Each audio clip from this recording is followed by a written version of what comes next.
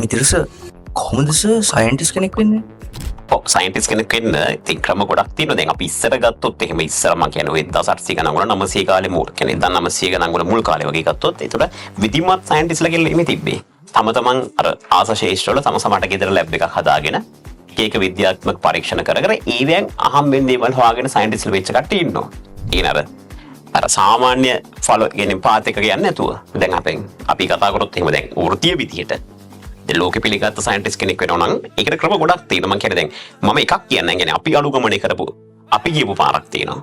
Right. එතකොට දැන් මම ඒ ලෙවල් කළා බයෝ කළා. ඊට පස්සේ ජවහර්ලාල් කැම්පස් එකට සිලෙක්ට් වෙලා මම BSc එක කියන්නේ සාමාන්‍ය විද්‍යාවේදී උපාධියට තමයි සුදුසුකම් ලැබුවේ.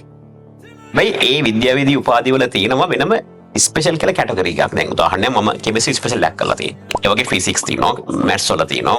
එක මේන් සබ්ජෙක්ට් වල තියෙනවා. ඒ ස්පෙෂල් එකක් කරාම තියෙන වාසිය තමයි එයා අවුරුදු 4ක ඩිග්‍රී එකක් කම්ප්ලීට් කරන්න එයාට එකපාර. ඊට පස්සේ PhD එකකට ඇප්ලයි කරන්න පුළුවන්. හැබැයි ඔය මොනා කරන්නද ඩිග්‍රී එක හොඳට ඉවර කරන්න ඕනේ විශේෂයෙන් හොඳ ක්ලාස් එකක් එක්ක.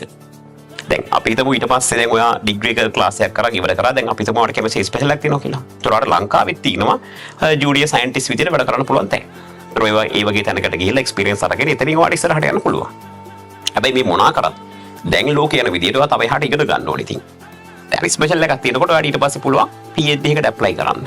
එතකොට ස්පෙෂල් එකක් තියෙන කෙනෙක්ට ලෝකේ ඕන රටකට PhD ඇප්ලයි කරාම ඔයාගේ GPA එක හොඳ නම් ඒ කියන්නේ කැම්පස් එකේ හොඳට ඔයා perform කරලා තියෙනවා නම් ඔයාලට ස්කෝලර්ෂිප් එකක් ඔෆර් කරනවා ඒගොල්ලෝ. ඒ ස්කෝලර්ෂිප් එක අරන් ගිහිල්ලා PhD එක කම්ප්ලීට් කරලා ඊට පස්සේ ඉතින් එහාට ඔයාලට ඕන නම් සයන්ටිස්ට් කෙනෙක් විතර වැඩ කරන්න පුළුවන්. ඉතින් ඔය එක පාත් එකක් ඔය තියෙන්නේ. තව ගොඩක් ක්‍රම තියෙනවා.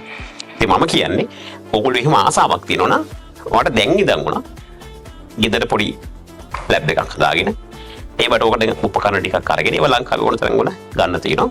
අරගෙන තමයි අනුතුරු කරගන්න නැතුව පොඩි පරීක්ෂණ ටිකක් කරලා මේකට ආසාව හදාගන්න. ඊට පස්සේ හොඳට සයන්ස් ඉගෙන ගන්න, මැත්ස් ඉගෙන ගන්න, ඉංග්‍රීසි ඉගෙන ගන්න. ඊට පස්සේ ඔයාලට පුළුවන් ওই පාත් එකේ ගිහිල්ලා අර ලෝකෙ පිළිගත්ත වෘත්තීය සයන්ටිස්ට් කෙනෙක් වෙන්න. ඉතින් තව ක්‍රම තියෙනවා අපි ඒවත් ඉස්සරහට කතා කරමු. දැන් මම කිව්වේ අපි අනුගමනය කරපු පාත් එක.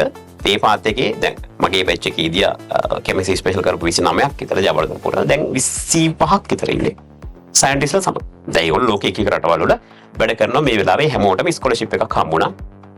කැම්පස් අවුට් වෙනකොටම සල්ලි එහෙම අතින් වීදම් කරලා නෙමෙයි ගියේ. ස්කෝලර්ෂිප් එකකට ඉගෙන ගන්න කියලා තමයි දැන් ඒගොල්ලෝ සයන්ටිස්ට්ලා වගේ වැඩ කරන්නේ. ඉතින් ඕගොල්ලන්ටත් පුළුවන්.